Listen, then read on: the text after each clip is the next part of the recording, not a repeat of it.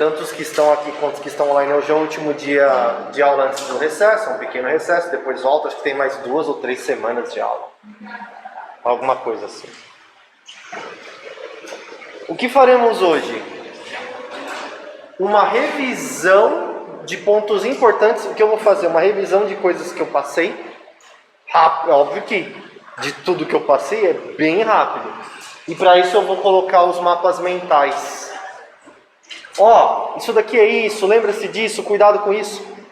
Essa revisão também, ela já está baseada no que eu quero que vocês, recomendo que vocês estudem durante o recesso. Claro, vocês têm que descansar. Para quem está fazendo o trabalho. Para aquele que não está fazendo o trabalho, comece. E aí, no final eu vou... a aula é bem tranquila hoje, né, mais relax. Aí no final eu vou ler uma cartinha para vocês aí. Que pode dar medo, pode dar esperança. Espero que dê esperança. Pois bem, vamos lá.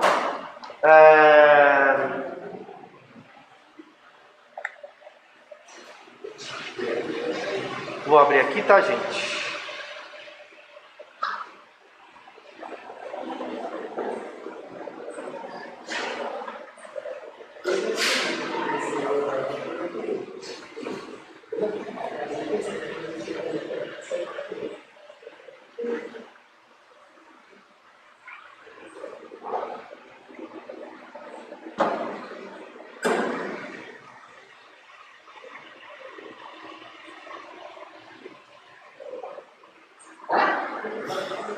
Bom, estão vendo aí, né?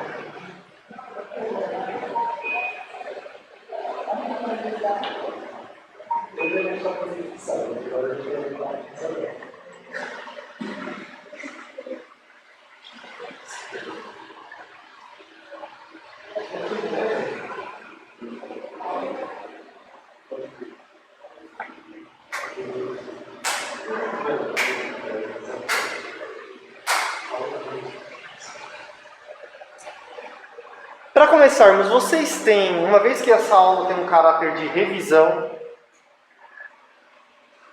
e de tira dúvidas, não que nas outras aulas eram para vocês não trazerem dúvidas.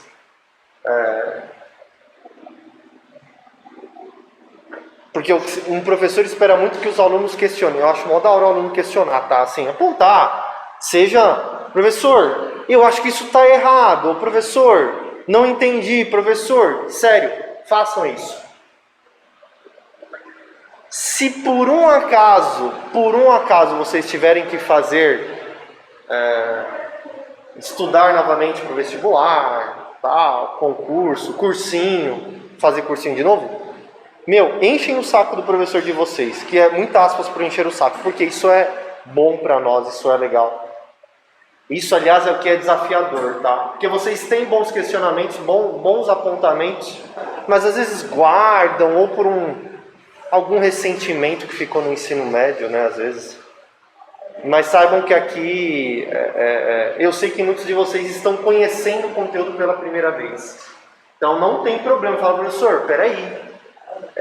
Eu não tenho essa bagagem que você imaginava, tem como, né? Não estou ligado nesse assunto não, tá? Caso tenha anotado aí alguma dúvida, já podem ir separando aí, tá? Enquanto isso eu vou começar minha revisão. Bom, começo aqui, eu vou fazer uma revisão indo e voltando em alguns conteúdos. Lembram-se, funções da linguagem. Está numa das aulas. Eu vou aumentar aqui. Basicamente,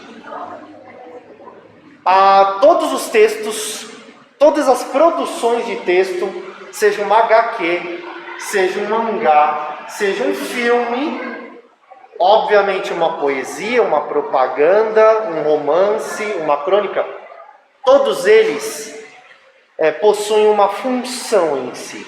Essa função ela é mais ou menos pensada na seguinte relação. o que o autor deseja, qual é a intenção, qual é a funcionalidade que o autor quer colocar no texto para atingir o seu interlocutor. Se ele quer fazer com que o seu interlocutor saiba alguma coisa, se ele quer fazer com que o seu interlocutor, ou seja, o seu leitor, o seu telespectador, se ele está presente no momento da comunicação, se ele quer fazer o seu interlocutor fazer alguma coisa, as funções se baseiam nisso. Rapidamente, quem de vocês estavam nessa aula? Só para saber. Nessa aula de funções, ninguém? Eu acho que estava, mas vocês esqueceram, não? Ou eu estou muito louco? Bom, vamos lá. Função emotiva, tá? É aquela que tem quando o texto ele é basicamente falando do próprio enunciador do texto. Enunciador, quando eu falo enunciador, gente, é como se fosse o eu lírico do texto. Não gosto de falar assim. Um diário é muito... A função predominantemente do diário é a função emotiva, tá? Outra função, a referencial. Ego, em latim, né? Eu, por isso que é a função emotiva, a hashtag eu. O W é da Wikipedia, que a Wikipedia é o quê? Uma grande enciclopédia que ela dá informações de coisas. Eu quero saber o que é uma extrusora de plástico reciclável. Você vai lá e coloca no Google, vem um site, geralmente a Wikipedia, vai lá e mostra o que é uma extrusora. O que é esse texto que demonstra informações sobre coisas? Que ele só quer meramente falar, olha, eu vou falar sobre uma coisa em si, eu vou falar sobre uma determinada coisa, ou eu vou falar sobre alguém, ou eu vou falar sobre um assunto. Esses textos que fazem isso, função referencial. Um exemplo, a Wikipedia. Uma enciclopédia também, ela é predominantemente na função referencial. Né? Ela trata de assuntos, de lugares, às vezes, tá? O que está aqui no meio, gente, esse enunciador enunciatário, é porque sempre, todo texto, aqui no meio desses dois aqui, tem um texto. Pode ser uma conversa, ou seja, tal qual agora. Eu estou produzindo um texto que se chama aula e vocês estão recebendo isso. Aqui está acontecendo uma dessas funções. Tá? Então, por isso que esses dois ícones estão aqui no meio para representar o quê? Tudo aquilo que alguém produz, toda aquela produção textual que alguém faz, é para alguém receber. E aí existem funções. São essas aqui que eu estou explicando, tá? Só para situá-los no mapa mental. E essa daqui, a função conativa. Por que ela tem aqui a cestinha de supermercado, o dinheiro? Porque é a função predominante nas propagandas, que a propaganda é para vender coisas, geralmente, né? Vender coisas ou serviços. As propagandas são predominantemente na função conativa. O que é a função conativa? É você fazer alguém fazer alguma coisa. O que a propaganda faz? Ela faz você comprar o produto. Tá? Ou ela quer convencê-la direta ou indiretamente. Os slogans das propagandas, né?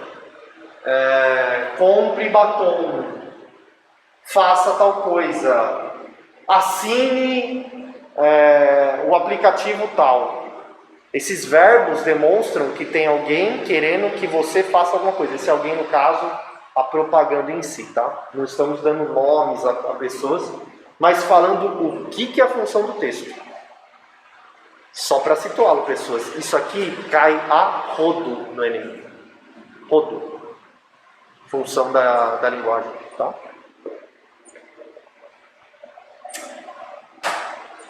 Função fática ou sinal. Né? Hashtag eu coloquei sinal porque a função fática geralmente são comandos, não são textos, né, mais complexos como a propaganda. São comandos que é para estabelecer contato. Um exemplo é o alô. Sabe, vocês sabem que vocês têm um dispositivo em mãos que ele faz ligações. Eu falo isso porque não é brincadeira. Parece que existem alguns, geralmente criança, né? Mas eles não sabiam que celular faz ligação. Porque hoje em dia, em era do WhatsApp e como se fala, pacote de dados, quem que faz ligação? Ah, não, fazendo pelo sinal telefônico normal. Pois bem, quando você faz uma ligação, você diz alô. Alô é um comando que é para estabelecer contato. Quando vocês vão no mercado e vê o segurança ou shopping, ele fala QAP, função fática. É sinal. Ele está comandando um sinal. Eu acho que o QAP também é para falar, ó, estou ouvindo aqui. Ou eu vou falar alguma coisa. É um dos dois. Então existem comandos que são textos que não são nem emotiva, nem a função fática, tá? Textos na função poética. São textos que eles são centrados na mensagem em si. Ele não está preocupado com o conteúdo igual a referencial, que quer falar sobre alguma coisa. Ele não está preocupado em falar de quem produz o texto, de um interlocutor.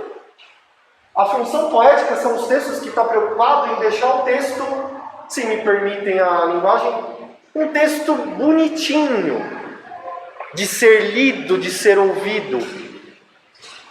Um tipo de texto que predominantemente é função poética é qual texto, qual gênero? Poesia. Veja, não estou falando que a poesia não está preocupada em passar conteúdos, não é isso. Mas a poesia, ela só é poesia principalmente porque ela tem rima, ela tem ritmo. Então a poesia, ela é um tipo de texto que está mais preocupada em como que ela está construída ali, quais são os efeitos sonoros, às vezes de conteúdo, mas ela está preocupada como que são os efeitos que o texto na sua superfície provocam, do que se a poesia está informando ou não. Eu coloquei o abracadabra, eu coloquei esse ícone do coelhinho na cartola para lembrar justamente daquela palavra mágica, abracadabra. Até onde eu sei, parece que existem discussões do que significa ela. Que significa o quê? Que ela não significa nada. Quando o mágico fala abracadabra, é só uma palavrinha que ela tem uma sonoridade bacana para fazer o passe de mágica. Mas não tem mais nenhum, ela não informa nada, ela não quer te convencer de nada, não quer estabelecer contato, é só uma palavra sonora, bacaninha. Trava-língua também é predominantemente função poética, tá? Para que serve ficar falando 2 tigres comeram 2 pratos de trigo? É só para fazer uma brincadeira com som, é função poética pura. Tá? E a função metalinguística? Código. Ela é centrada no código, ou seja, a função metalinguística é o código explicando o próprio código, o texto explicando o próprio texto. Vou dar um exemplo. O que é um livro de gramática, se não um livro escrito em língua portuguesa, no nosso caso, obviamente. Um livro escrito em língua portuguesa explicando as regras do português. Um manual de gramática, ele é 99% função metalinguística. A metalinguagem é a linguagem explicando a própria linguagem. Quando vocês veem um poema, imagina que você está vendo um poema que vai juntar esse com esse. Aliás, um detalhe. O autor dessa teoria, que é o Jacobson, ele fala o seguinte no livro dele. Não existe um texto só que tem uma única função. Ele mesmo adverte para isso. Existem às vezes textos que têm 2, 3 funções até. Mas é que sempre vai ter uma predominante. Uma que é assim, ó. Isso daqui é para saltar aos olhos, tá? As questões do Enem trabalham nisso também. Quando ela pedir esse tipo de questão falando de função, ela vai falar para você apontar a principal, tá? Eles não vão ficar colocando coisas complexas para dar nota. Mas como eu falava, você pode ler um poema em que o poema, nos versos do poema, ele está ensinando você a escrever um poema. É esse, mas sobretudo, eu diria, é metalinguístico. Porque é um poema ensinando a fazer um poema. Eu já vi um poema assim, eu não me recordo qual. Tá? Bom, essas são as funções da linguagem. Como eu disse, né, uma revisão muito rápido, porque eu dei uma aula toda assim, devo ter pego uns 30 minutos para falar disso. Próximo.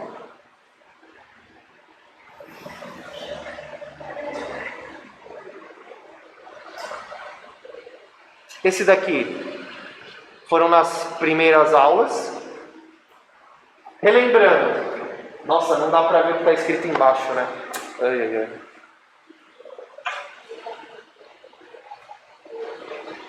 Mas eu vou falar, tá?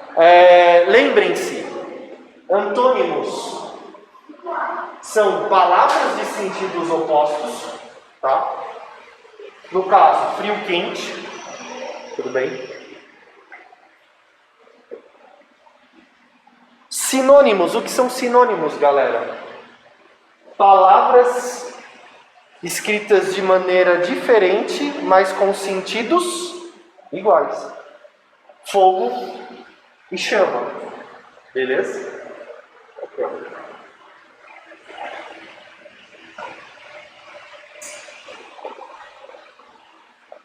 Homônimos, sons iguais, sentidos diferentes. Chama e chama. Ok?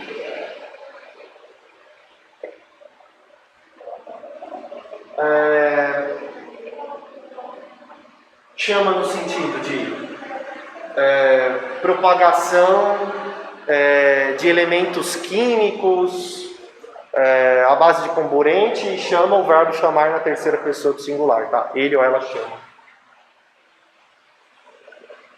São homônimos, ok? Gente, quem aí... Quando que tá marcado o Enem? 17 de janeiro, né? Sim. Nossa. Não, vai ter... 2 semanas de aula vai ter praticamente.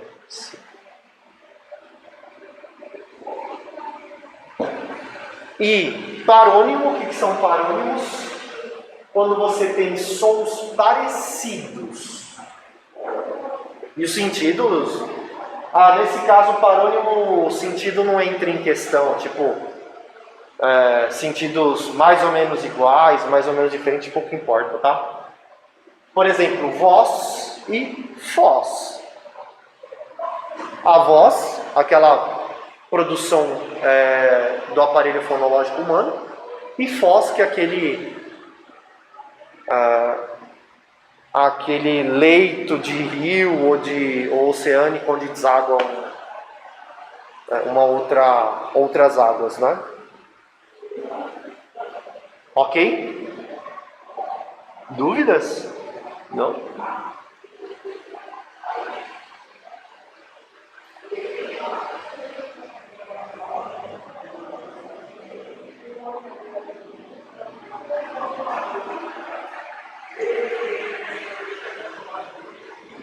Hífen. Quando não usar o hífen, galera, isso daqui é a regra quando não usar. Entende-se o que não tem desses casos, muito provavelmente é para vocês colocarem o hífen, tá? Algumas regras básicas sobre palavras e termos que não empregam hífen em sua escrita. Prefixo terminado em vogal diante de palavra iniciada por vogal diferente. Eu vou traduzir, ok? Prefixo é quando você tem aquele pedacinho de palavra que você encaixa com outras palavras para formar outras palavras. Vou dar um exemplo. Nós temos na língua o prefixo para. Para-raio, paraquedas, tá? Veja, ele é um prefixo a partir do momento que você junta com outras palavras, tá? Porque você fala, para é um prefixo? Não, só a palavra para isolada é uma preposição, tá? Lembre-se. Então aqui, por exemplo, se você tem um prefixo, ele termina numa vogal, e o próximo prefixo, ele é numa vogal diferente, a próxima palavra é numa vogal diferente, não põe hífen, junta tudo. Por exemplo, você tem um prefixo que termina em A. O exemplo desse mapa mental é esse daqui. O prefixo terminou em A. Aí a palavrinha que você vai colar nela, que você está pensando em colar ou não, é O ou é U. Junta tudo, não põe hífen. Por exemplo, infraestrutura. Junta tudo, tá? Extraordinário. Imagina, a maioria de vocês, se não todos, sabem que extraordinário escreve junto, mas saibam, existe um prefixo aí, que é a palavra extra, ele é um prefixo. Tá?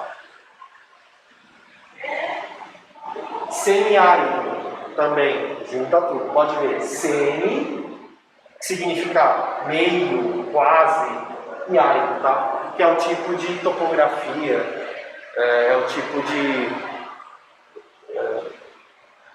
de ambiente natural de algumas regiões do país.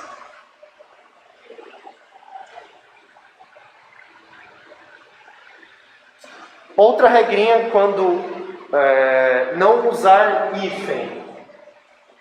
Prefixo terminado em vogal diante de palavra iniciada por R ou S, duplica o R e o S, junta tudo também, não vai hífen. Ou seja, prefixo terminou em A, mais S ou E, a outra palavra começa com S ou R, junta tudo. Dobra o S e o R, junta tudo e vamos lá. Por exemplo, antissujeito. Você pega o prefixo anti, palavra sujeito, dobra o S. Antirrábica. Tá? Ultrassom. Dobra o S. Beleza? Professor, Pois não.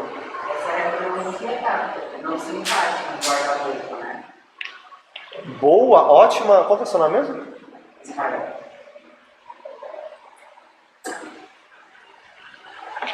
Israel, ótima pergunta.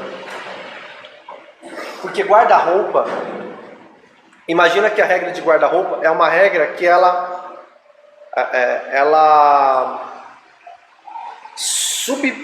sobrepõe essa. Essa é a primeira. É assim, imagina que você tem uma hierarquia de regras. Ele sobrepõe, ou seja, ele não vai dobrar o R. Sua pergunta é baseada nisso, né? Por que em guarda-roupa não dobra o R?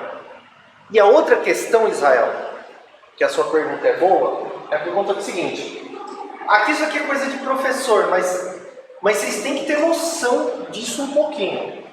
Vai um dia e coloca nos seus estudos, anota para os seus estudos, pesquisar prefixos. Na apostila de vocês tem, eu acho que tem uma lista de prefixos. Eu acho, tenho quase certeza. Por quê? Aonde eu quero chegar? Essa regra é para prefixo. O guarda do guarda-roupa não é prefixo. Ele é um verbo. Por isso que ele vai estabelecer... Entendeu a coisa? Ele não, no caso de guarda-roupa, ele não é prefixo. Você entende? Aqui é quando você tem prefixos, que são palavras que têm que se juntar a outras. Guarda-roupa nada mais é que um substantivo composto, tal. É uma outra parada. Mas assim, o que você observou como é que se diz? É estranho mesmo, tá certo. Mas espero que eu tenha sido claro. Por quê? Guarda do guarda-roupa não é prefixo, ele é um verbo ali. Enquanto que esses caras não são todos eles prefixos. O que é o conceito de prefixo, galera? Prefixo é uma palavra que ela não sobrevive sozinha, ela sempre tem que se juntar com outras. Assim, como é que é? Sim, alto é um prefixo. Veja, existem casos que você pode ver o prefixo se comportando sozinho? Sim, tem. Em situações de caráter excessivo, sabe? De caráter excepcional, perdão. Mas, no geral, o prefixo, ele não trabalha sozinho. Tá? Ele tem que se juntar com alguma palavra. Nem que ele vá na frente, ou seja, ele não é prefixo, ele vira um termo adjetivo, sabe? Ele fez hora extra, manja. Esse extra é um prefixo, a natureza dele. Mas aí a gente na língua colocou o extra na frente. Eu vou mostrar essa regra aí que você falou, Israel. Tá aqui, ó.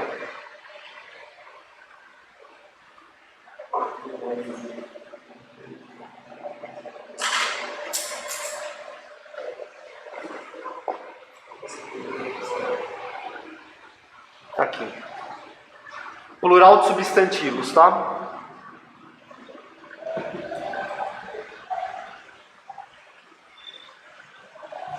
Isso daqui, gente, também, hein? Matéria dada. É como que você faz o plural de algumas palavras, de alguns substantivos. Porque existem palavras que são simples, claro, você só acrescenta o S. Mas algumas trazem uns pequenos percalços, né? Quando você tem palavras em que ambos os elementos variam, quando você tem substantivo mais substantivo, aqui que é importante saber classe de palavra, que é o que eu também vou revisar aqui hoje, que eu dei uma aula sobre classe de palavras.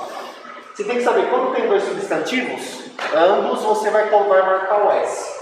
Ambos elementos variam, significa que ambos elementos você marca com S, tá? Ó, gentis, homens, ambos variam, tá?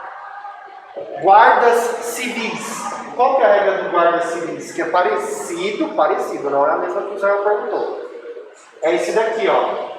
Substantivo mais adjetivo. Guarda é substantivo, civil é adjetivo.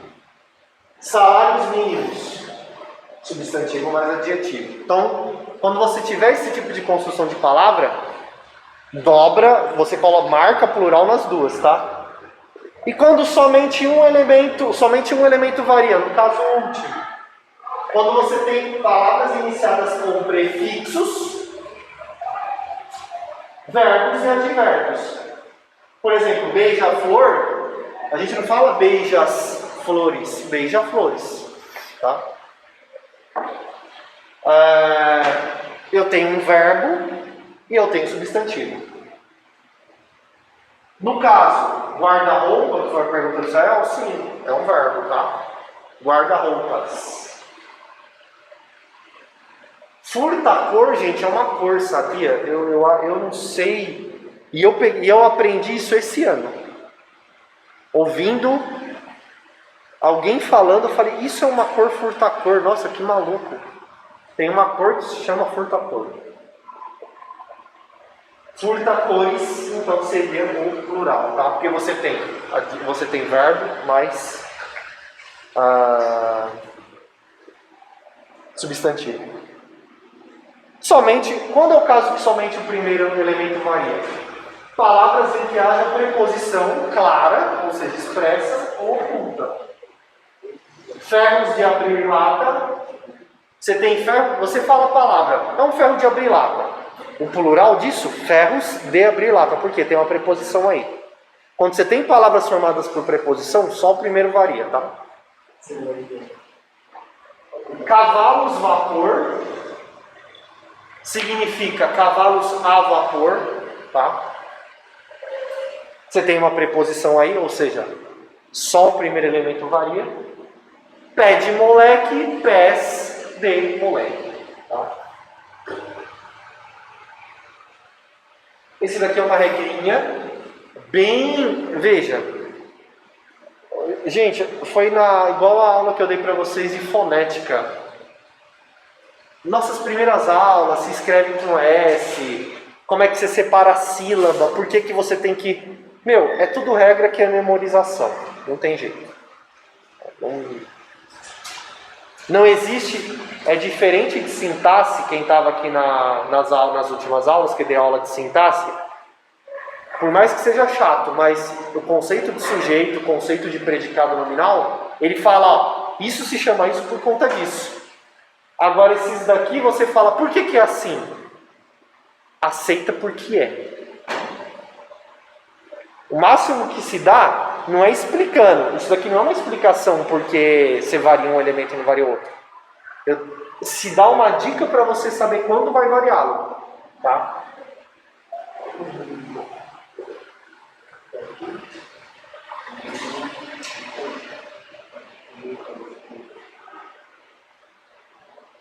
Gente, lembram-se desse?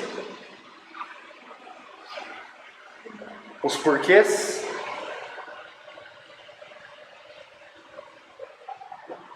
Ó, isso daqui é todo um poeminho, um poema, né? Um projeto de poema. E aí aqui eu estou colocando os tipos de porquê que tem. Porquê em início de pergunta, como é que ele fica? Separado, sem acento. Tá?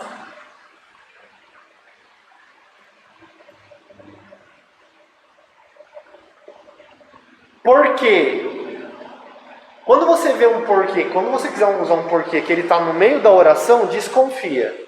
Primeiro você já desconfia, fala, opa, eu acho que ele pode ser separado sem acento. A partir do momento em que você pode substituir ele pelo qual, acabou. Aí você mata de vez a sua dúvida. Se esse porquê que você vai usar na sua frase pode ser substituído pelo qual ou pela qual, vai ser separado sem acento. Mas me pergunta a razão pela qual ela não quis enfrentá-la. Deu certinho, vocês viram? Acabou. Vai ser o porquê separado sem acento. O que é essas regrinhas aqui, ó? Tá vendo que tem sinal de igual aqui? Esses mapas estão no grupo de vocês. Ele tem sinal de igual que é o quê? Para você substituir o porquê, tá?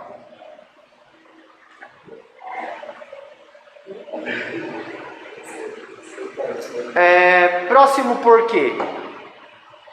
Se você tem um porquê, se você vai escrever uma frase e esse porquê ele tem o valor de pois, ele vai ser um porquê junto sem acento. Horas, pois ela sempre esteve aprisionada. Esse pois, ele é um causa e consequência também, igual ao porquê, tá?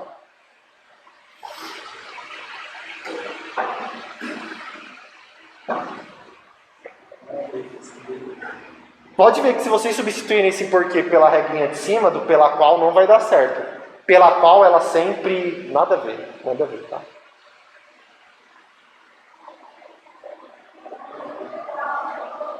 Próximo porquê, junto com acento circunflexo, né? Junto com acento, como se diz. Quando ele tem o valor de substantivo. E geralmente ele vai ter um artigo do lado. Ou vai ser o ou vai ser um. Por exemplo, eu quero um porquê. Então você vai colocar ele junto com acento. Ou eu quero saber o porquê, junto com acento, tá? E próximo, final de pergunta. Se você vai colocar um porquê no final da pergunta, é parecido com aquele lá. Lembra que tem um porquê no início de pergunta? Separado sem acento. Final de pergunta, separado com acento. Tá?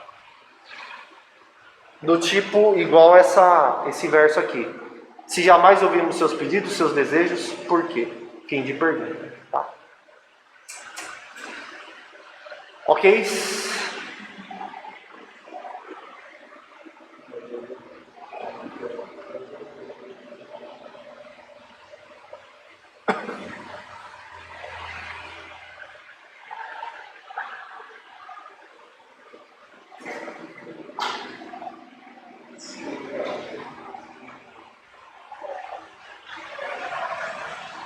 Ah, aqui ó. Bora lá.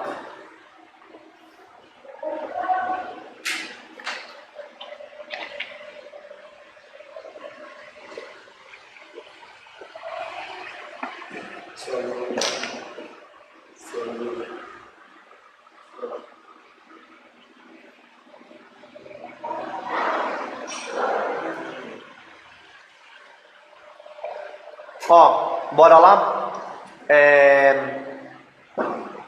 Classe de palavras, tá? Lembram-se, nós temos os substantivos, tá? que é o substantivo? É a classe de palavra que nomeia seres e coisas. E essas daqui são as flexões, gênero, número e grau. Tudo bem? O que é grau? Geralmente as pessoas não lembram da flexão do grau. Quando você tem o substantivo diminutivo e o aumentativo. Você tem casa, casinha e casarão. Tá? Isso é grau. Ele varia em número, ou seja, singular e plural. Substantivo ele varia em número e também gênero, tá? Masculino e feminino. Esse daqui, ó, são as classes que ele geralmente se liga diretamente, se assim podemos dizer. Claro que isso vai ser uma relação sintática, só para os muito técnicos que me ouvem ou que assistem aí, dos milhares de espectadores, pode falar, não professor, mas substantivo não se liga a classe nenhuma. Porque daí já não vira morfologia, é sintaxe. Mas é só caráter didático. Pode ver, quando você fala o gato, você tem o substantivo gato, e do lado do substantivo gato você tem um artigo. Tá? Para isso que serve aqueles ascendentes ali, tá? Essa pataquada aí que eu fiz. Então veja, é a classe de palavra que nomeia seres e coisas, tá? Nós temos o artigo. São pouquíssimos, né? Quase nada de artigo na língua perto das outras palavras, ou a, ou os as. E eles são divididos em definidos e indefinidos, tá? Um e uma são artigos indefinidos, ok? E eles servem para justamente dar uma definição, como que eu posso dizer? Eu ouso arriscar que ele não é um adjetivo que dá característica, mas ele especifica, ele torna um elemento especial ou comum. Quando você fala a cadeira, não é uma cadeira qualquer. Quando você fala uma cadeira, é uma cadeira qualquer. É isso que eu falo no sentido de especificar, tá?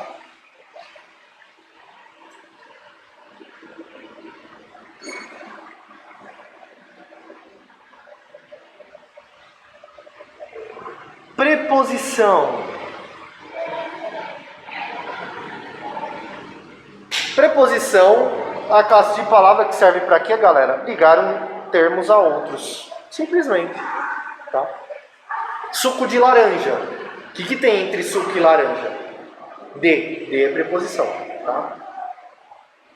A função das preposições é ligar termos para formar outros termos. Suco é um substantivo. Laranja é outro substantivo. E de maneira que quando eu coloco uma preposição aí no meio, eu formo um outro substantivo, por incrível que pareça. É claro, eu tenho uma palavra, eu tenho um adjetivo aí no fim, né? Eu tenho dois termos que fazem a função de dar uma qualidade ao suco, mas isso não interfere que é um termo que é uma coisa só. Suco de laranja é suco de laranja e acabou. As preposições fazem isso, tá?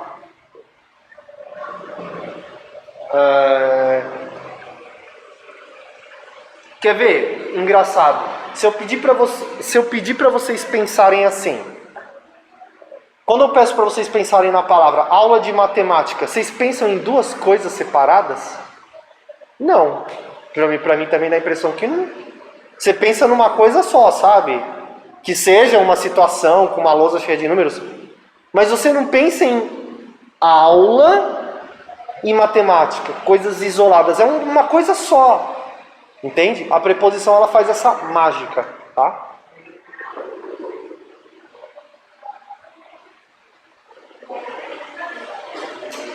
E veja, aqui por isso que eu coloco, para você gravar o que são preposições, elas fazem pontes, tá? Elas fazem pontes entre as palavras.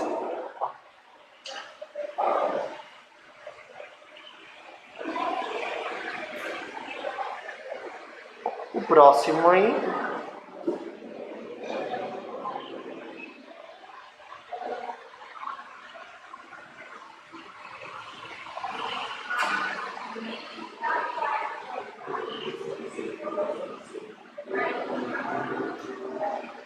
Adjetivo. Por que eu coloco a balança no adjetivo? Porque é a classe de palavras que ele vai dar características, qualidades boas ou ruins aos outros termos, tá? O adjetivo faz isso. Ele é uma classe, ele é uma palavra como todas as outras. Tudo que eu estou falando aqui das classes são palavras, vocês vão de concordar. Só que cada uma tem sua função, enquanto palavra, por maluco que seja. Gente, só uma coisa, aquilo lá que eu falei no começo, função da linguagem, função dos textos, tá? Aqui eu estou falando das funções das palavras, beleza? A função da palavra gato, você fala, qual que é a função da palavra gato? Olha que muito louco.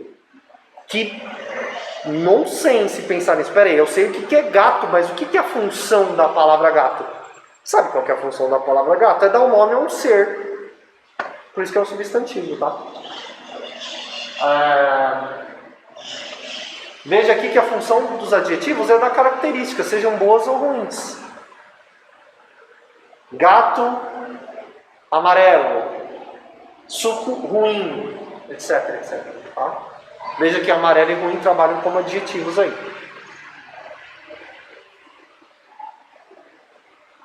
Os verbos. Por que eu coloco o sol como signo do verbo? O verbo é o centro do universo linguístico, eu gosto de chamá-lo assim.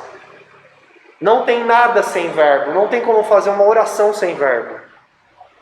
Nós só falamos através dos verbos. Eu arrisco a dizer que verbo é mais importante do que substantivo, na minha cabeça louca. Mas os verbos, eles indicam ações. E mais do que isso, hein? Eles indicam também o que é e o que não é. Porque para eu falar que uma coisa é uma coisa, eu tenho que usar o verbo ser. Olha que louco. O verbo ser, o verbo estar, o verbo permanecer, tá? Eles têm flexões, flexão de número, pessoa, tempo, voz e modo. Flexão de número, singular, plural, flexão de pessoa. Primeira, segunda ou terceira pessoa, do singular ou do plural. Qual que é a flexão de tempo? Vocês manjam, não manjam? Pretérito, presente, futuro. Claro que você tem as variações ali. Dependendo do modo, você tem 3 modos: indicativo, imperativo e subjuntivo. O modo indicativo é da certeza. O modo subjuntivo é da incerteza. Vou dar um exemplo de verbo no modo subjuntivo, olha que louco. Da incerteza ou da possibilidade, né? Se eu fosse juiz, etc, etc.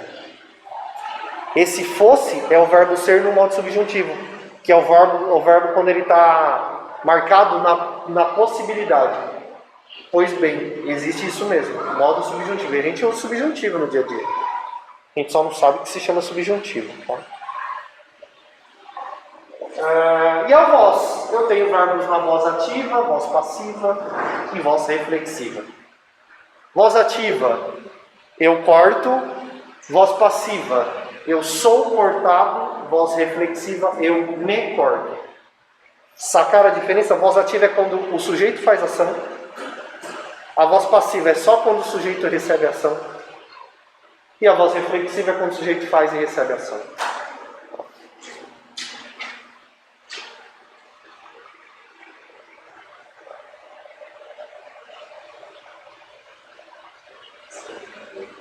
Advérbios. Por que no advérbio eu coloco o símbolo dele como sendo o anel? Porque ele é uma classe acessória. Estou falando que ele não serve para nada? Não é isso. Mas ele é uma classe de palavra que você pode dispensar na frase. Não tem nenhuma... Ele acrescenta coisas, mas ele não é essencial como outras classes, tá?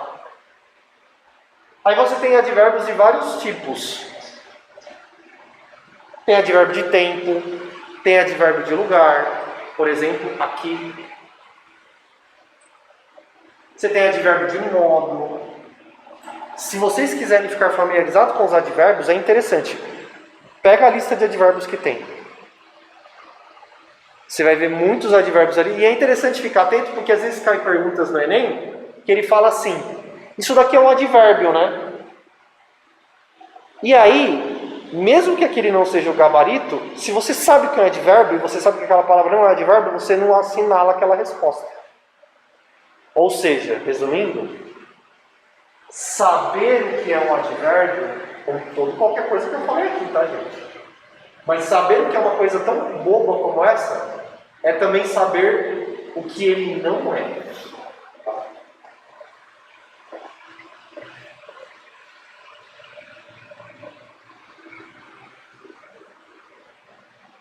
Dúvidas aí, gente? Não?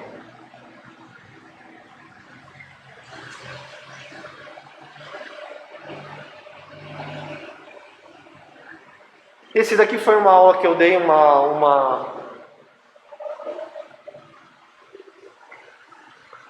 Foi uma aula, um plantão que eu dei.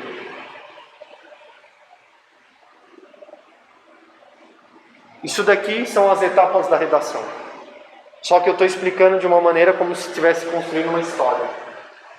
Não dá para enxergar aqui, né? Tem coisas escritas aqui, ó.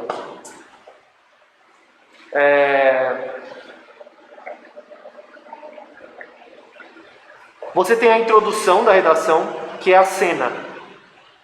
Quando vocês construírem uma redação, veja, mais uma vez, eu estou falando rapidamente porque a aula disso já foi dada, está gravada, etc. Estou rememorando, tá? Foi uma aula que eu dei aqui, foi a aula de plantão, que foi das 6h20. Não, foi das 5h40 às 6h20. Quando você vai construir a redação do Enem, o que você tem que fazer? Uma cena. O que é essa cena? É a introdução que vocês chamam, mas essa cena é justamente me colocar as coisas do que está acontecendo.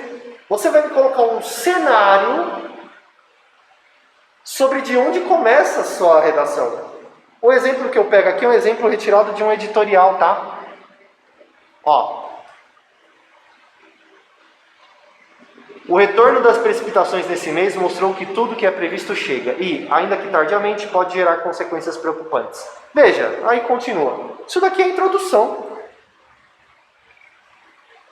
É a introdução da história. Ah, era uma vez um reinado e tinha um dragão lá. E esse dragão, ele estava destruindo o castelo do rei. Pronto, eu tenho um cenário ponto. Gente, presta atenção numa coisa. Eu estou falando que é para vocês escreverem uma história no Enem? Nem façam isso. Façam se você quiser tirar um 0. Tipo, aí você vai lá, posta no Facebook que você foi pro Enem, tirou um 0 tal porque quis, tal, beleza. Mas se vocês contarem uma história no Enem, é zerada a redação.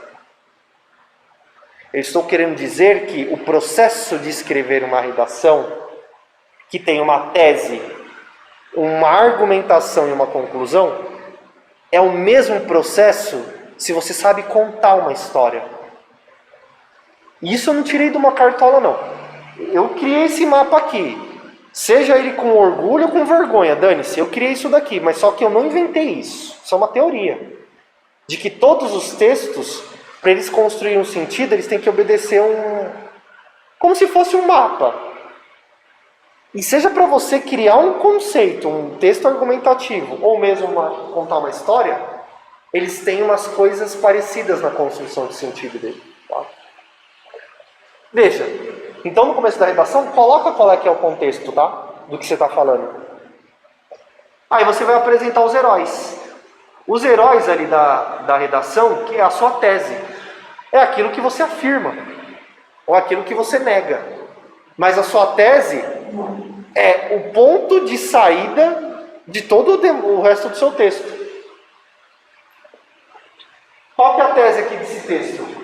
Os números são alarmantes e as nações, que não somente o município, mas toda a sociedade deve tomar para ontem. Ele está falando ali que em dado contexto da pandemia, olha, a pandemia na cabeça.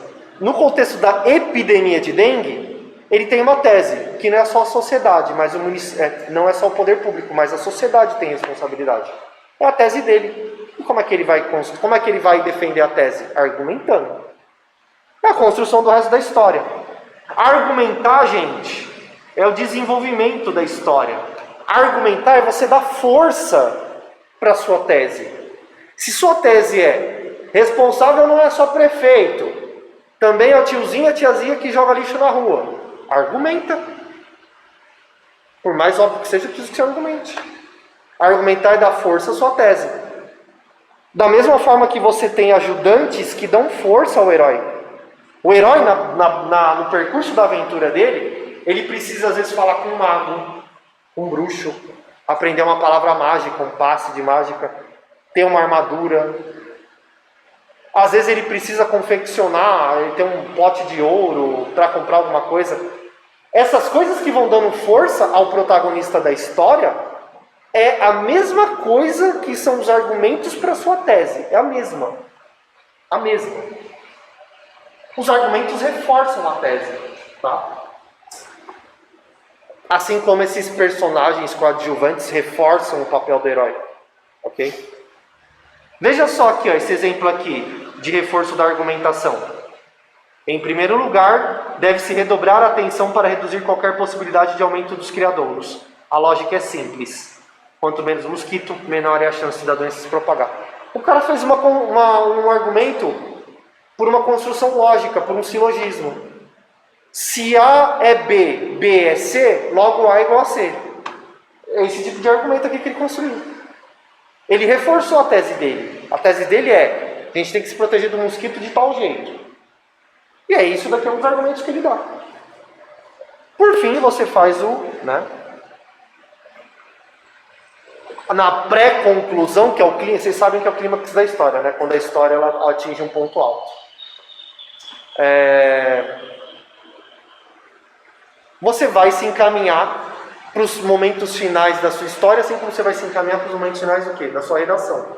Você vai fazer a resolução do problema. No caso do Enem. A gente está focado no Enem. Né? A resolução do problema, que é quando você está ali falando: olha, eu coloquei a tese que eu falo que tem um problema. Eu argumento para defender minha tese que fala de um problema. Agora eu vou falar como é que soluciona. É a batalha contra o dragão. É preciso mais. É preciso uma mudança cultural. Asseio, limpeza. Não é possível admitir que o vizinho mantenha o terreno ou a casa suja. Veja. Gente, eu não criei esse texto não, tá? Esse texto está na internet. É um editorial... Esqueci o nome do jornal. Correio do Brasil. Não vou lembrar. É um jornal do Mato Grosso. É um editorial sobre dengue. Repito para vocês. Leiam editoriais e artigos de opinião. E aí o fim. O fim é o desfecho, né? Eu falo desfecho porque muitos alunos, e normal, faz parte, você dá a solução do Enem, ainda você termina com umas 2 linhas, né? Tudo bem. O inseto não é o maior vetor delas. O grande causador dessas mazelas é o ser humano, mesma espécie que faz com que alguns... Veja só que ele termina o texto criticando o ser humano. Tem um baú aqui porque o desfecho é o quê? No desfecho, a depender como foi a batalha, a depender como foi toda a história contada, ou você vai dar um prêmio por herói, ou você vai falar: não, cara, você não logrou não. Você fez isso de errado. Claro, tudo isso ligado com a sua tese, tá?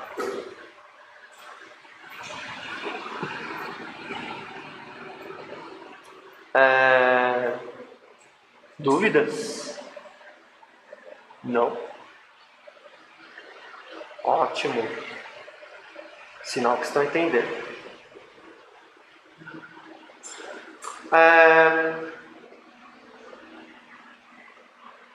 Bom, para encerrar aqui, gente...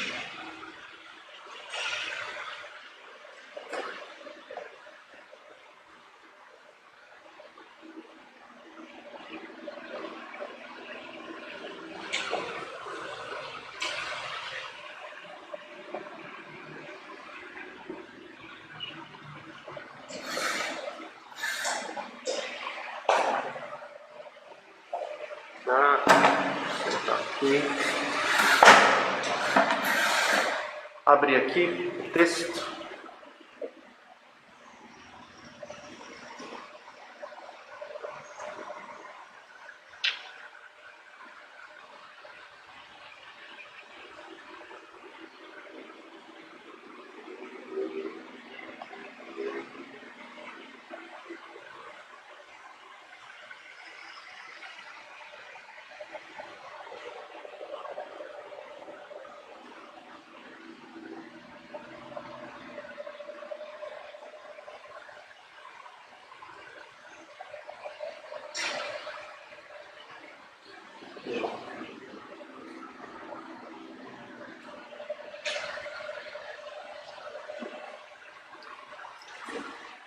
Só ler a mensagem para vocês.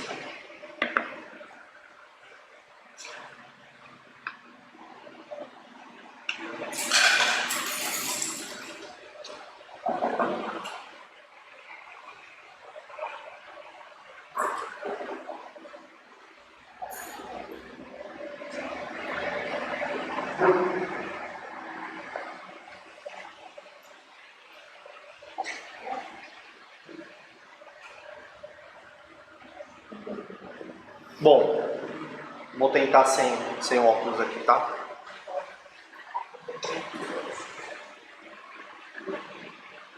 Era uma vez você, mais especificamente tu, segunda pessoa do singular, que deste um passo verbal muito drástico e sério na vida. Passou de menino a menino, substantivos comuns flexionados em feminino e masculino, em meio a outros substantivos abstratos, como a brincadeira entre aspas, para se tornar estudante, substantivo comum, porém complexo de dois gêneros. Você evoluiu. Não bastava, entretanto, ser substantivo, classe solitária morfológica, que mal interage com pronomes como alguém, tampouco com mais indefinidos deles, o Zé Ninguém.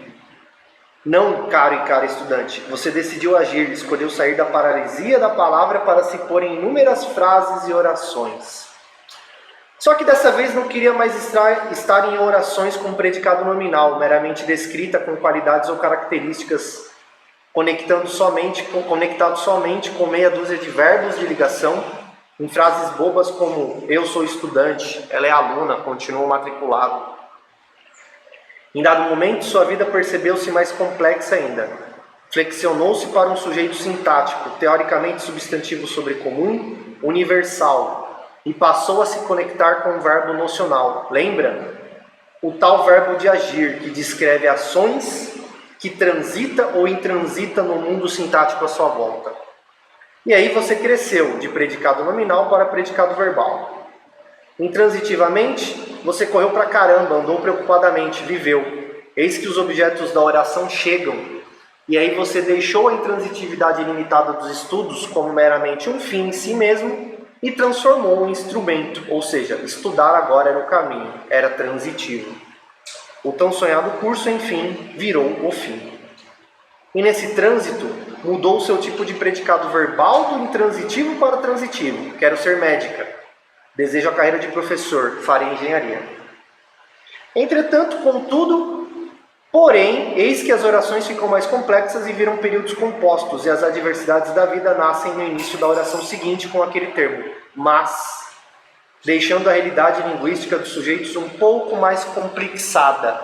Se me permite fazer um arremedo de Guimarães Rosa para criar um novo termo, um neologismo em que se troca a consoante C pelo X, seja de complexo, seja de complicado. E pasme, bem dizendo, é justamente por um sinal, um X, na imensidão de horas do caderno de questões do exame é que muitos caminhos serão decididos para se alcançar seu outro objetivo. X na A ou X na B? Tudo isso porque, no fim das contas, o trilho da frase, com mais outro trilho da frase, se conectam e se costuram através de termos anafóricos, os quais, pelos quais, dito isso, diante de tal reflexão, costuram o tecido do texto de nossas vidas, muito além do significado engessado de palavras em ordem alfabética do dicionário. Muito além de semântica, de sentido de termos isolados. Você agora é parte e todo de um texto, não finalizado, diga-se. Parte porque é capítulo, todo porque você é livro. Capítulo este, é necessário lembrar, chamado de estudos para a faculdade, vestibular ou qualquer outro nome que seja sinônimo, diferente na forma, igual no sentido. Um capítulo todo, escrito em números desproporcional na duração de anos de cursinho, estudos na mesa da cozinha com a semiluz da sala, trechos como aqueles da festa de fim de ano, longe dos parentes para se preparar para as provas de janeiro, da briga e do rompimento de um relacionamento, pois ainda existem pessoas que não entendem nossos objetivos individuais. Sorriso no ônibus em direção ao cursinho preparatório, decepção ao conferir o gabarito de matemática, estudos de eucariontes, de procariontes, carbono, lei de Newton, sono. Vírgula, texto, vírgula, porque todo sujeito merece pausas entre textos, mas lembre-se, nunca se separa o sujeito e seu objeto com vírgula. Concluindo, sem jamais querer colocar proposta de intervenção simples, visto que na vida linguística o simples não há. Você, querido ou querida sujeito, saiba que não há nada sem trabalho, sem leitura, sem escrita, sem produção. Do ponto de vista daquele que fala, eu locutor, peço a você, interlocutor ou interlocutora, em verbo, no modo imperativo mais gentil possível. O verbo auxiliar querer é um direito de todos. O verbo principal fazer ainda é para poucos. Leia, escreva, releia, reescreva. Transforme o ponto final do capítulo em um ponto feliz, sem ainda capítulo final. Gente, estudem. São poucos que entrarão. Se não estudar, não entra. A não ser que algum de vocês aqui seja prodígio. Eu acho que não, porque geralmente as pessoas nascem normais. Os prodígios são poucos. Sabe aquele cara que nasce com um DNA tipo mutante, que ele aprende dormindo? Eu acho que não é o caso de ninguém aqui. Estudem. E sucesso no vestibular, caso não os veja. Bom final de ano.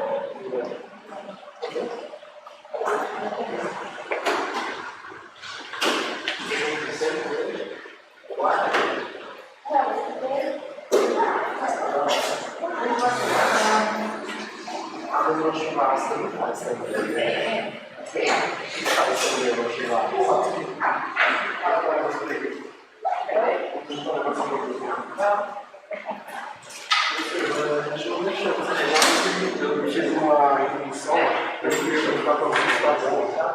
Mas eu vou passar também.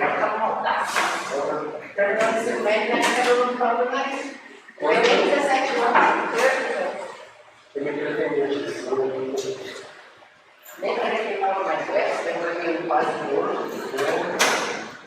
Eles tentaram aqui,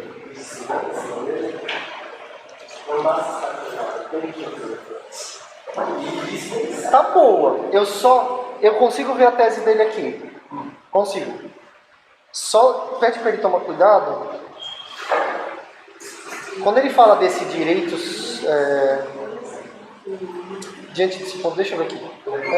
A universalização desse direito. Só desse direito que eu colocaria daquele direito, porque ele está mais afastado. Mas isso é uma colocação pronominal, é um uso de pronome que é bem técnico. Mas está muito boa, muito boa. Pode falar para ele, está muito boa. Desse para daquele, Mas o máximo, não dá para entender sim, de boa. Mas está muito bom. Fala para ele que está muito bom mesmo. Já, professor, muito obrigado pela aula. Imagina, boa Obrigado sorte. pelo texto também. Imagina. Fiz de coração para vocês.